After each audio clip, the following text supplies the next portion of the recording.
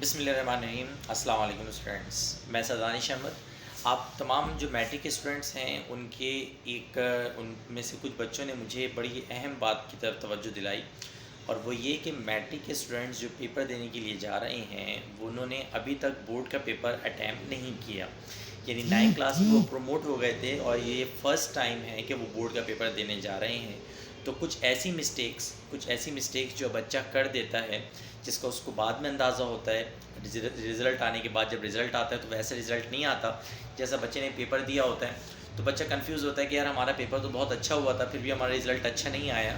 तो अभी ये जो मैं वीडियो बना रहा हूँ शॉर्ट सी, मैट्रिक के उन बच्चों के लिए बना रहा हूँ कि जो बोर्ड का पेपर देने जा रहे हैं, और आप तमाम बच्चों ने बोर्ड का पेपर देते हुए ये मिस्टेक्स हरगिज़ हरगिज़ हरगिज़ नहीं करनी है।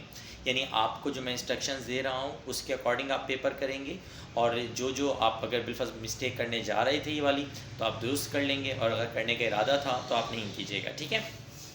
अच्छा, तो ये जो हमारी वीडियो है, मैं इसको पहले ही क्लियर कर देता हूँ कि कौन सी वीडियो मेरी किस स्टूडेंट के लिए और कौन सी क्लास के लिए बन रही है, ताकि वही क्लास के स्टूडेंट वीडियो देखें और उनको फ़ायदा हो। ठीक है जी।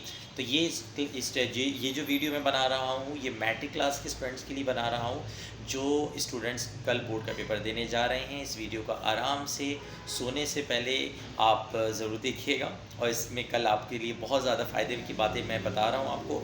अपने तमाम फ्रेंड्स, अपने तमाम ग्रुप्स, अपने जितने भी मैट्रिक के पेपर देने के लिए बच्चे जा रहे हैं, सबके साथ ज़रूर शेयर कीजिएगा, ताकि कोई भी बच्चा इस तरह की मिस्टेक ना करे। अब तमाम बच्चे तवज्जो के साथ ज़रा सुनना शुरू करें। देखिए, पहली बात तो ये कि आप तमाम स्टूडेंट्स, ऑब्वियस सी बात है, फ़र्स्ट टाइम बोर्ड का पेपर दे रहे हैं। 9 क्लास में आपका एडमिट कार्ड आया था, इनरोलमेंट आया था, बट एंड टाइम पे आपका पेपर कैंसिल हो गया था। दैट इज़ वाई आपको बोर्ड के एग्ज़ाम देने की प्रैक्टिस नहीं है।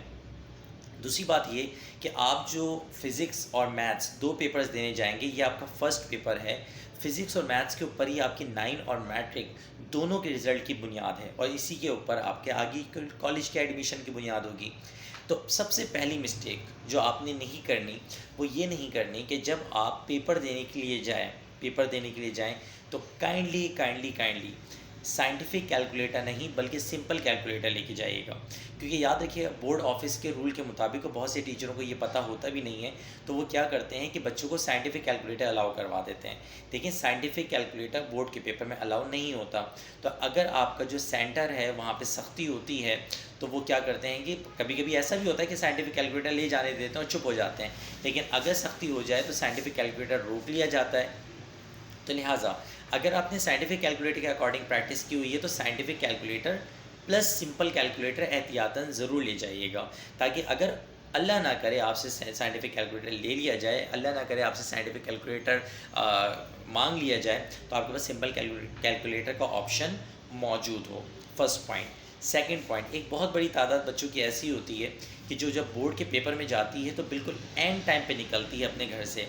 तो it's a request to all of you, अगर आपने अगरचे अपना सेंटर पहले से देखा हुआ है, तो भी सेंटर में कम से कम ये मार्जिन रखिएगा कि आधे घंटे पहले, 20 मिनट पहले, 15 मिनट पहले पहुंच जाइएगा, ताकि जब आप बोर्ड का पेपर देने के लिए अंदर जा रहे हो सेंटर में, तो आप लेट ना हो। क्योंकि 2 घंटे का पेपर है, अगर एमसीक्यूज़ में आप लेट हो गए तो आपके लिए एमसीक्यूज़ दोबारा से करना क्या हो जाएगा, मुश्किल हो जाएगा। तीसरा पॉइंट, जब आप जा रहे हो तो तमाम बच्चे याद से अपने एडमिट कार्ड्स और साथ में इंक की एक बॉटल और एक छोटा स्टेपलर आता है, अगर बिलफर्स्ट पॉसिबल हो तो ठीक है, वरना रात के वक्त परेशान मत करना अपने पेरेंट्स को, लेकिन स्टेपलर एहतियातन ले लीजिएगा। उसकी वजह ये है कि जब आप बी कॉपी लेते हैं तो बी कॉपी लेने के बाद जो आपको बांधने के लिए कॉपी दी जाती है उसमें थ्रेड दिया जाता है। अब वो जो डोरी बांधने के लिए दी जाती है वो कभी कभी निकल भी जाती है। तो एहतियातन अगर आपके पास स्टेपलर होगा तो आप डोरी तो बांधेंगे, लेकिन डोरी बांधने के साथ साथ अगर स्टेपलर कर दें तो आपका जो पेपर है वो और ज़्यादा क्या हो जाएगा, सिक्योर हो जाएगा। अच्छा, अब आप बोर्ड के पेपर के लिए जा रहे हैं। बोर्ड के पेपर के लिए जाने से पहले पहली बात तो ये, भाई मैं जब पेपर देने जाया करता था, फजर की नमाज़ पढ़ा करता था, सूरह यासीन पढ़ा करता था, सूरह कलम पढ़ा करता था, और उसके नतीजे में रिज़ल्ट भी अच्छा आया करता था। तो आप बच्चों से भी मेरी यही रिक्वेस्ट है कि सूरह यासीन पढ़ के, अपनी वालदा की दुआएं लेके, अपने वालिद साहब की दुआएं लेके पेपर के लिए जाइएगा, बोर्ड का पेपर, क्योंकि आपका फ़र्स्ट ये करियर का स्टार्ट हो रहा है। ठीक है। लेकिन दूसरा जो पॉइंट है वो ये है कि आपके पास जब आप बोर्ड का पेपर देने चले गए, ठीक है, बोर्ड का पेपर देने के बाद जब आप अपने सेंटर में एंटर होते हैं तो आपका मोबाइल फ़ोन ले लिया जाता है। बहुत से बच्चे क्या करते हैं, जाते वो अपने बैग में, क्योंकि बैग बाहर रखवाया जाता है, तो जो सेल फ़ोन है वो बैग में रख के चले जाते हैं, और ये उनकी बहुत बड़ी मिस्टेक होती है। क्योंकि देखें, बाहर में आपका महंगा स्मार्टफ़ोन है, वो अल्लाह ना करे किसी गैर ज़िम्मेदार इंसान के हाथ में लग गया, तो आपके मोबाइल फ़ोन की कोई सेंटर वाला ज़िम्मेदारी बाद में कबूल नहीं करता है। ठीक है, तो आपने मोबाइल फ़ोन साथ में लेके जाना है, सॉरी, मोबाइल फ़ोन साथ में लेके नहीं जाना है। और अगर लेके गए हैं, आप बिलफ़र्ज़ लेके गए हैं किसी भी मजबूरी की वजह से, तो आपने किसी ऐसे मोतबर शख्स के हाथ में देना है जिससे आप वापसी में ले भी सकें। थर्ड पॉइंट, इस टाइम पे अक्सर बेशतर बच्चा ये गलतियाँ करता है कि जो उसकी पूरी प्रिपरेशन होती है, वो पूरी की पूरी प्रिपरेशन करने के बाद वो बच्चे को, कुछ लोग होते हैं जो फ़नकार होते हैं, वो कहते हैं हमें पूरा बोर्ड का पेपर पता है और ये बोर्ड का पेपर आ रहा है। तो बेटा याद रखिएगा, इस तरह के किसी भी पेपर पे सुबह तक बिलीव नहीं कीजिएगा। सुबह तक पेपर फाइनलाइज हो रहा होता है, अभी पेपर जो है आपके पास जो भी है, जैसा भी है, तो बहुत ही बड़ा कोई 30 मार खान होगा कि उसके पास बोर्ड का पेपर मौजूद होगा, अदरवाइज़ बोर्ड का पेपर मौजूद नहीं होता है। तो आप अपनी पूरी तैयारी करें, रिवीजन करें और कंफर्टेबल जोन के साथ बोर्ड का पेपर देने जाएं। कल का पेपर कोई मुश्किल पेपर नहीं है, एवरेज पेपर है। थर्ड पॉइंट, जब आप बोर्ड का पेपर अटैम्प्ट कर रहे हो तो 3 चीज़ों का ज़रूर ख्याल कीजिएगा। 3 चीज़ों का ज़रूर ख्याल कीजिएगा। लाइट ऑन करें, वीडियो चल रही है, ऑन कर दें आप उसे। ठीक है, अब पहला जो ऑप्शन है वो ये है कि बोर्ड के पेपर में जब आप MCQs करेंगे तो कोड नंबर लिखना मत भूलिएगा। कोड नंबर लिखना नहीं भूलिएगा। उसकी वजह ये कोड नंबर के अकॉर्डिंग आपके MCQs को सिलेक्ट किया जाता है। तो जो कोड नंबर है वो पूरा हाईलाइट कीजिएगा प्रॉपर अंदाज में ऊपर में।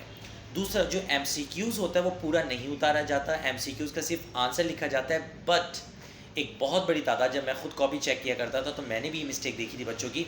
बच्चे क्या करते, तो ऑप्शन लिख देते थे, option number A, option number B, option number C। याद रखिएगा, बोर्ड के पेपर में आपके पास ऑप्शंस होंगे ही नहीं, स्टैरिक बने होंगे, स्टैरिक 4 स्टैरिक्स होंगे। अब वो 4 स्टैरिक जो होंगे तो आपने सही आंसर लिखना है। जैसे मिसाल के तौर पे एक MCQs है, उसमें लिखा हुआ है physics is the branch of science, physics is the branch of dash. अब उसमें लिखा हुआ है साइंस, रूम, अपार्टमेंट, कुछ भी लिखा हुआ है। Correct answer is science. तो आप क्या लिखेंगे, आंसर MCQs का नंबर डालेंगे 1 और वहाँ पे क्या लिख देंगे आप, MCQs का आंसर लिख देंगे, यानी कि साइंस इसका आंसर लिख देंगे। तो सिर्फ साइंस लिख दिया, ये आपका टिक हो जाएगा। लेकिन दूसरी ये गलती मत कीजिएगा कि आपके जो MCQs की नंबरिंग होती है, याद रखिएगा MCQs की नंबरिंग हमेशा रोमन होती है। अब मुझे नहीं पता इस बार कैसे आने जा रही है, मॉडल पेपर में देख लीजिएगा, जिस हिसाब से आ रही वैसी आ रही है। मॉडल पेपर में रोमन में है, तो जो जैसी नंबरिंग है, अब नंबर 1, नंबर 2, नंबर 3, इस तरह से MCQs की नंबरिंग नहीं है। MCQs की जो नंबरिंग है 1, 2, 3 रोमन में है।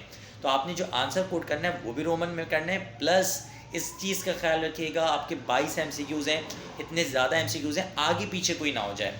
बच्चे बहुत से क्या गलती करते हैं, बहुत बड़ी गलती करते हैं ये वाली। वो क्या करते हैं, पहले से नंबर डाल देते हैं सारे। अच्छा, पहले से नंबर डालने के बाद वो बीच में MCQ जब कर रहे हो तो उनको कोई सा MCQ नहीं आता है, वो जगह छोड़ते हैं, फिर अगले MCQ में वो गलती से बेध्यानी में ऊपर लिख देते हैं। अब होता है क्या कि एक MCQ ऊपर चला गया तो नंबरिंग आगे पीछे हो गई। तो आपने क्वेश्चंस का या पार्ट का नंबर आगे पीछे नहीं करना है। सेकंड, अब ये सेकंड लास्ट पॉइंट है, इसके बाद मैं लास्ट पॉइंट करके आप लोगों से इजाज़त चाहूँगा। बाकी बेस्ट ऑफ लक कल के पेपर के लिए। लास्ट पॉइंट ये कि आप इंक रिमूवर यूज़ नहीं करेंगे। इंक रिमूवर यूज़ नहीं करेंगे। इंक रिमूवर क्यों यूज़ नहीं करेंगे, क्योंकि इंक रिमूवर जो है बेटा, याद रखिएगा, आपकी पूरी कॉपी को क्या कर देता है, ब्लैंक कर देता है। पूरी कॉपी को क्या कर देता है, ब्लैंक कर देता है। आप अगर इंक रिमूवर यूज़ करेंगे तो इंक रिमूवर से ज़्यादा बेहतर तरीक़ेकार ये है कि आपने जो भी गलत लिख दिया, आप लिख रहे थे physics is the branch of science, आपने गलती से लिख दिया physics is the branch of चाय। अब वो चाय नहीं लिखना था आपने, तो आप क्या करेंगे, उस पर एक लाइन ड्रॉ करेंगे, यानी लाइन से उसको कट करेंगे, एंड दैट्स इट, आप आगे बढ़ जाएंगे। आप इंक रिमूवर से जो पूरा मिटाते हैं तो पूरी कॉपी मिटती है और पूरी कॉपी में एक हलचल मच जाती है। बाकी आपकी जो मर्ज़ी है भाई करें, लेकिन इंक रिमूवर का इस्तेमाल नहीं करना चाहिए। लास्ट पॉइंट, आप जब बोर्ड की कॉपी आप दे रहे हों तो बोर्ड में अगर B कॉपी लें तो B कॉपी में भी अपना रोल नंबर ज़रूर लिखिएगा तमाम स्टूडेंट्स। ये आपके पास कुछ इंपॉर्टेंट बातें हैं, जो बेसिक बातें हैं, जिनको आप तमाम बच्चों ने करना लाजमी है और ज़रूर कीजिएगा। अगर बिलफर्ज आप करेंगे तो आपको फ़ायदा होगा, अदरवाइज़ जाहिर सी बात है आपके लिए भी नुकसान होगा और आपको बाद में फिर इस चीज़ का रियलाइज़ होगा कि आपके साथ क्या हुआ है और ये क्यों हो गया। ठीक है जी, तो तमाम स्टूडेंट्स, अल्लाह हाफ़िज़। तो तमाम स्टूडेंट्स इन तमाम चीज़ों का ख्याल रखिएगा कल के पेपर में। और एडमिट कार्ड ले जाना, ये तमाम चीज़ें ले जाना नहीं भूलिएगा। बेसिक स्टेशनरीज जो हैं आपकी वो ले जाना नहीं भूलिएगा। पेन एक्स्ट्रा ज़रूर रखिएगा, इंक अपने पास रखिएगा और कंफर्टेबल होके जाएं। अभी इस वक्त रात में आप जो इतने ज़्यादा पैनिक और मेरे पास व्हाट्सएप की ढेर लगी हुई है कि जनाब ऐसा हो गया वैसा हो गया, ये बता दें वो बता दें, ये कर लें वो कर लें, ना बाबा ना। अब जितना कर लिया है, ईजी होके कंफर्टेबल होके उसे याद करो, रिवाइज़ करो और रिवीजन करने के बाद अल्लाह का नाम लेके मैदान जहाद में कूद पड़ो। जो गलतियाँ मैट्रिक में की हैं वो आगे साल में नहीं करो, आगे साल में शुरू से अच्छी से तैयारी रखो। वैसे अगले साल भी यही सोचोगे एंड के दिनों में कि अगले साल जो हो गया वो हो गया, अगले साल हम शुरू से तैयारी करेंगे। खैर, आप तमाम बच्चों को बहुत बहुत मेरी तरफ से बेस्ट विशेज़। अल्लाह ताला आप तमाम बच्चों को कामयाब करे। मेरा आप लोगों के साथ जितना अच्छा साथ रहा, मैंने जितनी एफ़र्ट कर सकता था आपके लिए, आउट ऑफ द बॉक्स जाके मैंने एफ़र्ट किया आप लोगों के लिए। और इंशाल्लाह आप तमाम बच्चे जो मेरी हिदायत पे अमल करेंगे वो तमाम के तमाम बच्चों का पेपर इंशाल्लाह बहुत अच्छा होगा। Best of luck to all of you. अल्लाह हाफिज़, फ़ी अमानिल्लाह। दुआ में याद रखिएगा।